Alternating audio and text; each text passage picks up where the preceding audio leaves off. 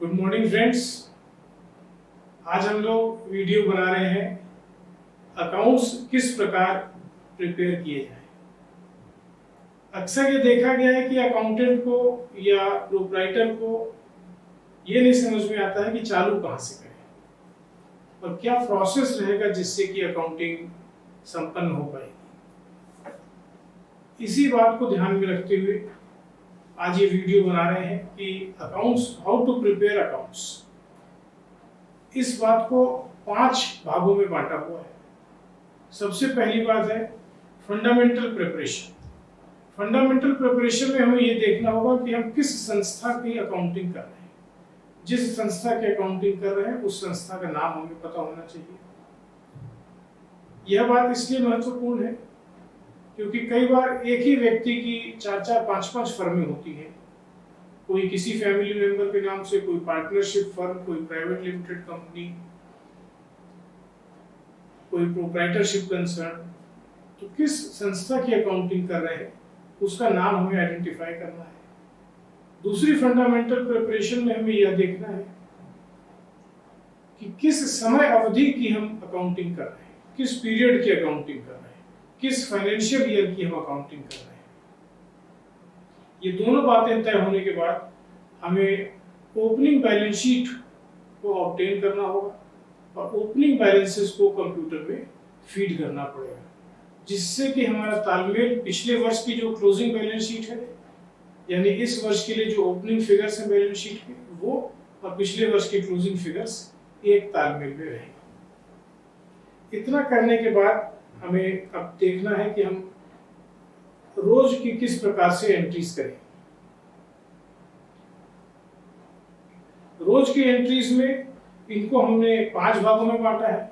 Cell bills की entry करनी होगी, परचेज बिल्स की एंट्री करनी होगी, जो रिसीट्स हुई हैं चाहे वो कैश रिसीट्स हो या नॉन कैश रिसीट्स हो। नॉन कैश रिसीट्स भी अब केवल बैंक में चेक के माध्यम से नहीं आती है, परंतु चेक के माध्यम के अतिरिक्त ये यूपीआई या किसी पेमेंट वॉलेट या पेटीएम के जरिए भी आती हैं। इन सभी प्रकार की रिसीट एंट्रीज को देखना होगा, रिकॉर्ड करना होगा। पेमेंट्स क्या क्या हुए हैं, चाहे कैश पेमेंट्स हो चाहे नॉन कैश पेमेंट्स हो, वो भी इसी प्रकार से होते हैं। चेक के अतिरिक्त भी पेमेंट्स होते हैं, सभी पेमेंट्स को रिकॉर्ड करना पड़ेगा। तथा कुछ ऐसे इवेंट्स जो हो जाते हैं, साइलेंट होते हैं, फ्लो ऑफ मनी उनमें नहीं दिखता है, परंतु उनकी रिकॉर्डिंग आवश्यक होती है। जैसे कि एक मास बीतने के पश्चात किराए की लायबिलिटी संस्था के ऊपर खड़ी हो जाती है। यदि किराया दे रहे हैं तो किराया देने की लायबिलिटी, यदि किराया हम वसूल रहे हैं तो किराया पाने की जिम्मेदारी और उसका असेट इनकम अकॉर्डिंग। ये इस प्रकार की एंट्रीज जैसे किराए की हो गई या सैलरी देने लेने की हो गई या इंटरेस्ट रिसीवेबल या इंटरेस्ट पेबल। तो कोई भी इस प्रकार की एंट्रीज जो अक्रू हो रही है परंतु पैसे का ट्रांजैक्शन इमीडिएट उसमें नहीं दिख रहा है, इनकी भी एंट्रीज डेली बेसिस पे हमें करनी पड़ेगी। दूसरे प्रकार की एंट्री है monthly entries and reconciliations. Monthly entries and reconciliations में हमें अपने सप्लायर्स का अकाउंट लेना पड़ेगा और सप्लायर्स के अकाउंट से जो हमारी बुक्स में सप्लायर का अकाउंट है तथा सप्लायर के बुक्स में जो हमारा अकाउंट है, इन दोनों का मिलान करना पड़ेगा। कोई यदि वेरिएशंस है तो उनको डिस्कस करके तुरंत के तुरंत सॉर्ट आउट करके उसको एडजस्ट करना होगा या सही करना होगा। इसी प्रकार से महीने के पश्चात बैंक अकाउंट को रिकंसाइल करना पड़ेगा। हमारी बुक्स में जो बैंक का अकाउंट है तथा बैंक की बुक्स में जो हमारा अकाउंट है, जिसे स्टेटमेंट ऑफ अकाउंट बोलते हैं, वो लेके इन दोनों को रिकंसाइल करना पड़ेगा।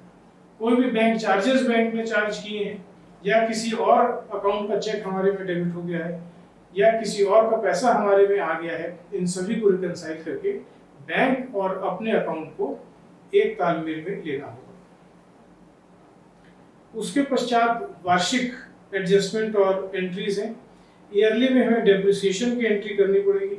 यदि कोई व्हीकल फाइनेंस या उसका लोन है या कोई एनबीएफसी से लोन लिया हुआ है तो उस सब की एंट्रीज को एडजस्टमेंट करके ईयरली रिकंसिलेशंस भी फाइनल करने पड़ेंगे। इसके पश्चात हमें फाइनलाइजेशन देखना है। फाइनलाइजेशन में हमको देखना होगा कि प्रत्येक इनकम का आइटम तथा प्रत्येक एक्सपेंडिचर का आइटम इसी से बीते हुए वर्ष के तुलना में टॉलरेबल लिमिट्स के अंदर है या टॉलरेबल लिमिट्स के बाहर है।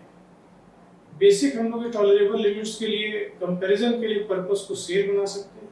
पिछली बार सेल कितनी थी, इस बार सेल कितनी है, या कोई और पैरामीटर पे यदि कोई हेड ऑफ इनकम या एक्सपेंडिचर डिपेंडेंट है तो उसके अनुसार उसको देखते हुए वह टॉलरेबल लिमिट से एक्सीड तो नहीं कर रहा या टॉलरेबल लिमिट से कम तो नहीं है।